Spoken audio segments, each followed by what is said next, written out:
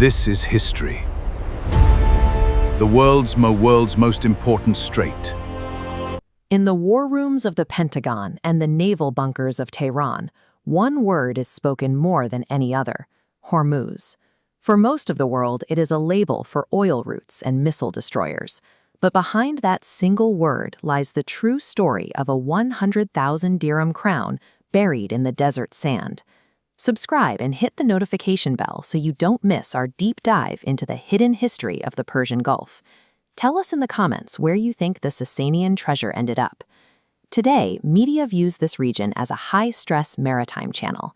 We see modern warships mapping out coordinates for hyperkinetic strikes in a 2026 standoff. This is the physical reality of the gate. It is a narrow bottleneck between the Iranian coast and the tip of Oman, a strip of water that has dictated the flow of trade for 2,000 years.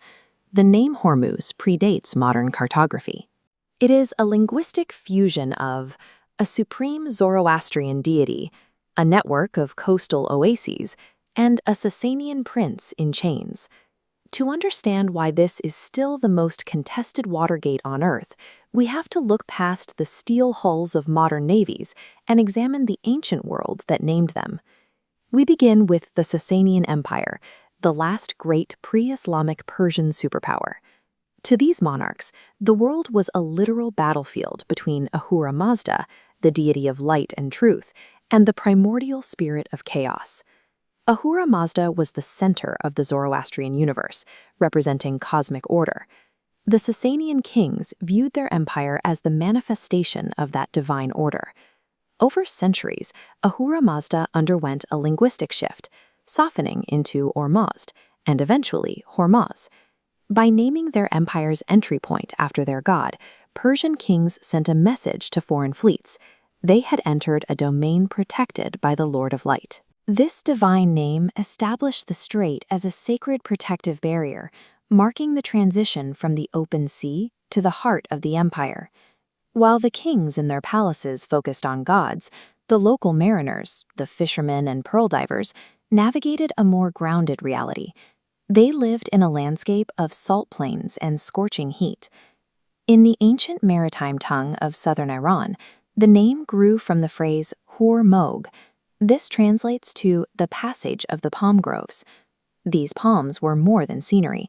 Along the coast, they marked the locations of natural freshwater springs.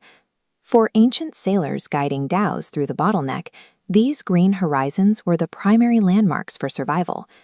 As foreign traders from Greece and India arrived, they attempted to pronounce this local phrase. Over centuries of global commerce, the coarse maritime term Hur-Mogh collided with the imperial name Hormuz, eventually fusing into a single word. These sailors navigated by the green horizons of the date palm groves, turning a survival guide into the name of a global gateway. The final layer of the name belongs to a flesh and blood historical figure, Prince Hormuz. He was the absolute warden of the southern imperial defenses during the twilight years of the Sassanian Empire. As a royal descendant, he wore a gem-encrusted crown valued at 100,000 dirhams, a rare distinction reserved for those closest to the great king. In 633 AD, a massive change arrived from the desert. The Muslim general Khalid ibn al-Walid led a fast cavalry force toward the Persian frontier, directly challenging the warden's authority. To ensure his heavy infantry would never retreat, Prince Hormuz issued a ruthless command. He ordered his frontline soldiers to be physically chained to one another by their iron armor, creating a living wall of steel. The conflict reached a climax when Hormuz stepped forward for a one-on-one duel. Khalid ibn al-Walid outmaneuvered the prince, slaying him and prying the 100,000 dirham crown from his head. The fall of the royal commander branded the entire maritime frontier with his memory, linking the name of Prince Hormuz to the gate he died trying to defend. Today, the 2026 maritime lanes are governed by the same geography that the Sassanians defended 15 centuries ago. The name Hormuz has outlived the empire that created it. Whether it is invoked as a divine protector, a landmark for sailors, or the site of a prince's last stand, the the name continues to define the entrance to the Persian world. The history of this strait shows that a map is more than a set of political borders. It is a landscape where ancient survival strategies and imperial pride are still visible. But how did this name leave the mainland to stamp itself onto a medieval pirate kingdom built on an island of solid salt? And why did European explorers find a commercial empire of luxury in such a barren place? Make sure to turn on notifications for Part 2, The Kingdom of Salt and Gold, where we investigate the rise of the most opulent trade hub in the medieval world. By the early 14th century, the ancient, wealthy crown of Hormuz sat directly in the path of a threat sweeping down from Central Asia. The Mongol hordes were devastating the region. Because the original city of Hormuz was built on the banks of the Manab River on the mainland, its vast markets and warehouses were completely exposed to an army of horsemen. King Mir Bahauddin Ayaz made a radical, tactical choice. He ordered his entire population, the merchants, the artisans, and the priests, to pack their riches onto wooden dhows and abandon the mainland city entirely. This mass migration placed the population and their wealth behind a barrier of water, establishing a new settlement on a jagged rock that the Mongol cavalry could never reach. They landed on Jarun, a tiny, waterless volcanic island made almost entirely of sulfur and salt. There was no fresh water here. Rebuilding a civilization required engineering a way to survive on these jagged, crystalline mineral layers, importing every necessity from the mainland they had just fled. They christened this rock New Hormuz. Within a generation, the settlers transformed the island into a trade hub that controlled the flow of silk, gold, and spices between the Indian Ocean and the heart of Asia. By adapting to this hostile environment, the refugees turned a waterless wasteland into a primary intersection for global wealth.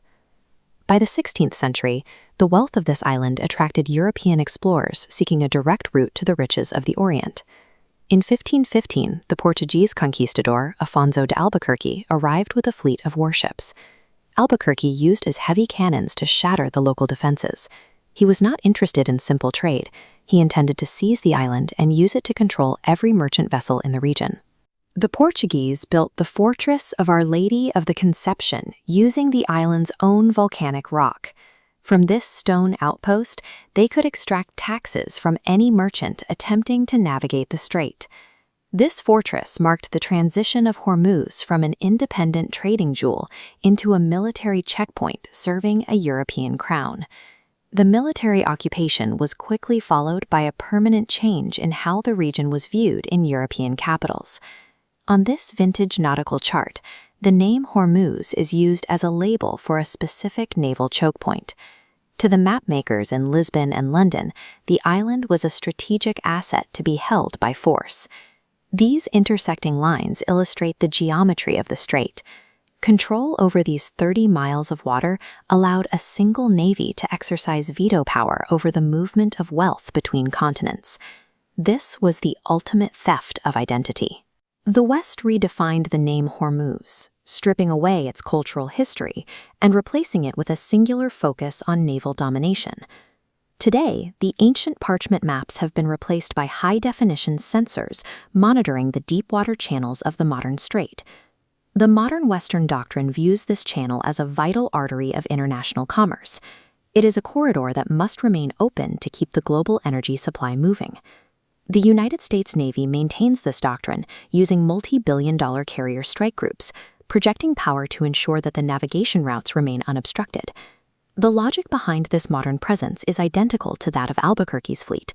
Whoever guards the passage holds the most important geographic lock in the modern world. Iran views these waters differently. To them, the strait is not an international highway, but a sovereign sanctuary linked to their ancestral caste. To defend their coastline, the IRGCN utilizes fast attack craft and stealth mines. These asymmetrical tactics allow them to challenge much larger vessels within the narrow confines of the channel. These modern defenses are an extension of a historical struggle. They represent centuries of effort by local populations to prevent foreign empires from controlling their gates. In 2026, the friction between carrier groups and drone swarms creates a constant risk of crisis. Both sides realize that a single error in these narrow waters could disrupt the global economy. Weapons have evolved from bronze rams to modern missiles, but the name Hormuz remains, written into the geography of the waves, at the primary intersection of the world's trade.